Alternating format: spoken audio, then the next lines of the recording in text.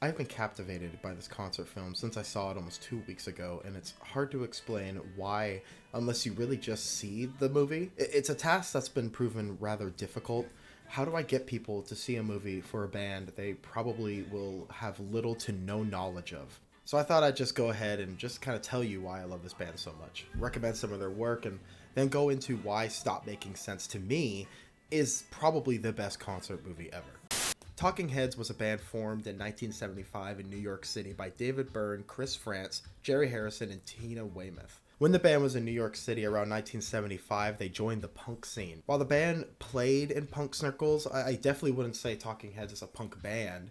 They're actually kind of a hard to define band. They blend genres constantly. They often lean on the sounds of funk, disco, post-punk, and Afrobeat, with hints of noise rock here and there. They utilize loops and sampling. Everything is groove related. It's about creating a consistent rhythm that you can kind of dance to, and that's kind of where the power of the music comes from. I know that's a lot, and maybe that is why Talking Heads were so loved by punks. They refused to be constrained in their creativity, and they were absolutely outsiders, and they found a home within the CBGB scene. Now, I have to admit, I have been a fan of this band for a super long time. And trying to get people into this band has been an uphill battle for pretty much my whole life.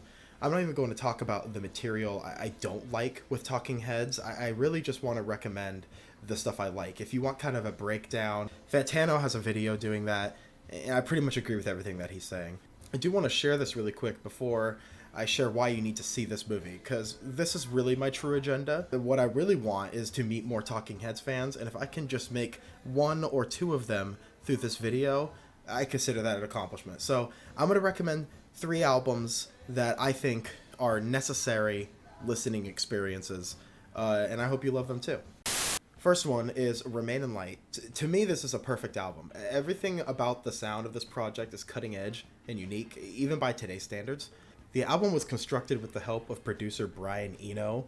Brian Eno is a master producer. He's everywhere all over people like David Bowie's discography. He and the band with this album used loops taken from multiple different live performance snippets that the band would just kind of jam together. What is constructed out of this innovative studio trickery is this weird blend of genres, mostly rooted in funk and Afrobeat, all featuring beautiful melodies, catchy hooks, and bizarre and very personal and revealing lyrics to the nuances of the vocalist David Byrne. First half of the album is nothing but hits. Born Under Punches, A Great Curve, Cross-Eyed and Painless, Once in a Lifetime. It's just hit after hit after hit. Second half is much different. A diversion into eerie concepts, dark themes, odd noises, a lot of like kind of spoken word poetry. Once again, very revealing into the weird eccentricities and insecurities of David Byrne, but it's still super appealing. It's so unique sounding. I love the second half of this album. Awkward, by the way, is kind of the name of the game with Talking Heads,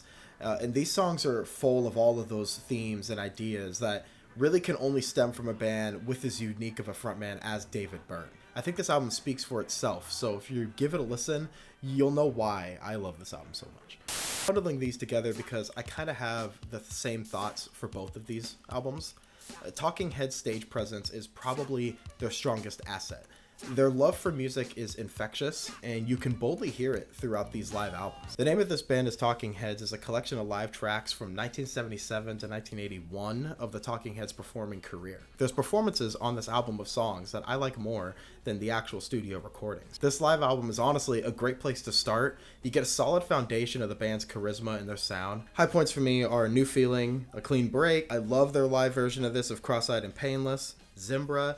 Everything here is great. I legitimately think that this is an amazing place to start if you're just trying to get the scope of everything Talking Heads.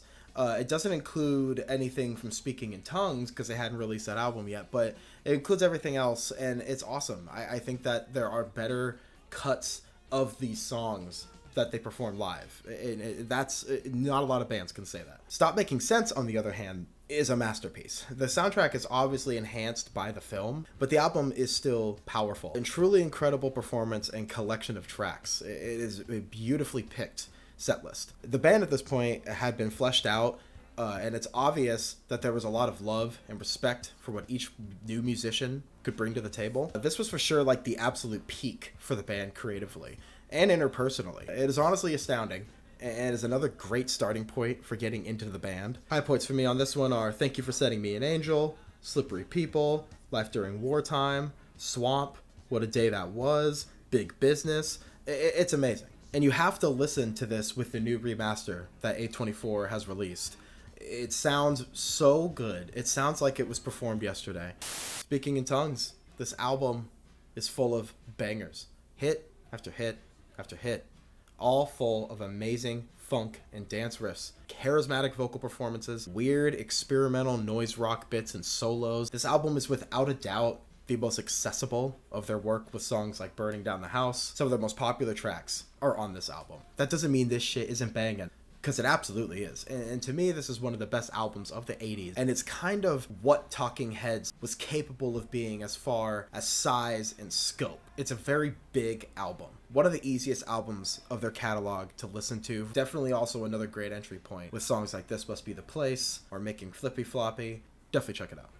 So there's my Talking Heads intro guide thing. And now the movie stopped making sense. Why is this so good though? Why should you see it? To me, this movie displays the essence of what live music can make people feel and what it's kind of supposed to be. To see a band so together as one, especially with this type of music, Talking Heads makes it so captivating. The show that is being filmed in this movie is kind of an awkward interpretation of what a high concept concert would be, especially in that era. They have the wardrobe changes, but it's this. They have the visual spectacle, but it's done in a very subtle and minimalist way. The show is clearly really supposed to be about the music and the feeling it brings to you when you're willing to submit to it. The art of live music, I feel, has become much more cynical lately, with ticket prices just getting ludicrously expensive and concert audiences devaluing the experience for not only others, but themselves mainly. The beauty of it and what it really is supposed to feel like can get lost often. It was great for me to just be able to sit and enjoy the purity of live music. And with the genre blending this band does, it kind of just felt like a celebration of what music even is. I really think there's a special feeling this movie can bring people. If you've seen the TikToks, you can see that it is possible to just let the music get into your feels. People are just dancing in the theater.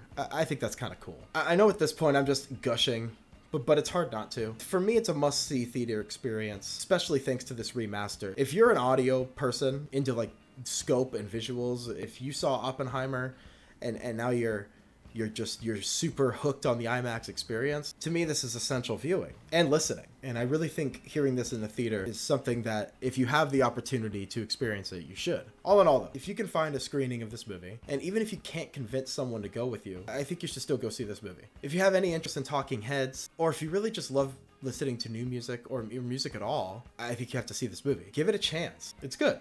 I clearly love it. I decided to make a whole video about it, and maybe you guys will love it too.